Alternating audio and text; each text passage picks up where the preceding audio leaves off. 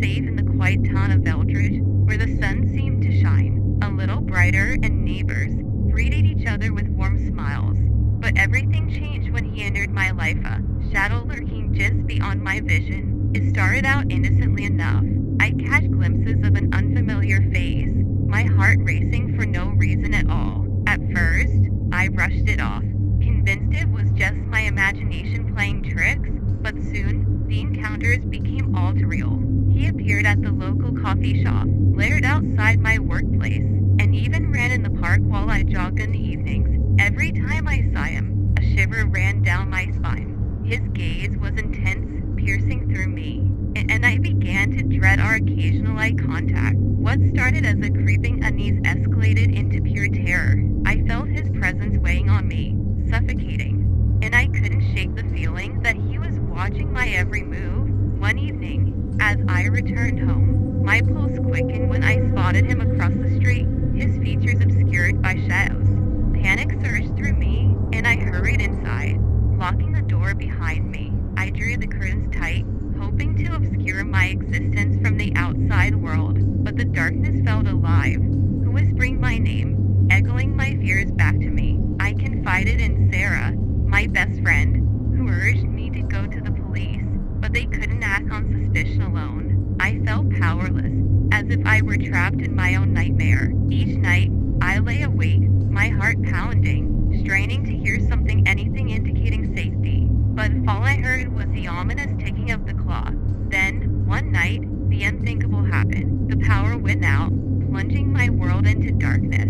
I felt a surge of panic. As I fumbled for my phone, I heard a soft whisper outside my window. Jessica. Goosebumps erupted across my skin as I pressed my back against the wall. Heart racing, I peered through the curtains. And there he stood, illuminated by the dim light of the street lamp. His eyes glittered with a twisted intensity, and that wide, unsettling smile returned in an instant. I fought against the rising tide of fear, scrambling to call 911, but my phone died, leaving me desperate and alone. I could hear him entering my home, creeping through the halls, urging me to hide. I darted to my bedroom and locked the door, panic flooding my veins.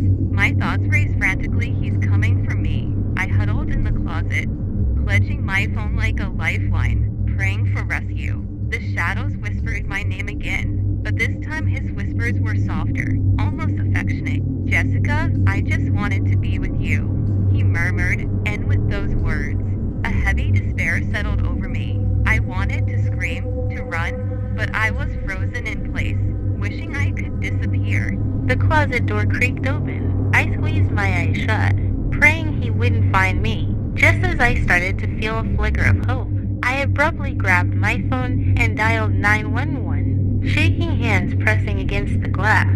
I heard his footsteps come closer, my heart pounding in my ears. Don't be afraid, Jessica, he whispered, and my heart sank. I could feel the weight of his presence, the finality of the moment crashing over me. My breath caught in my throat, overwhelming dread consuming my thoughts. As I pressed the call button, I caught a glimpse of him, his breath warm against my skin. We can be together forever, he breathed, and everything went black. The police later arrived to find my home untouched. No sign of struggle, no evidence of where I had gone. Days turned into weeks, and soon, my absence became just another story, whispered in the shadows.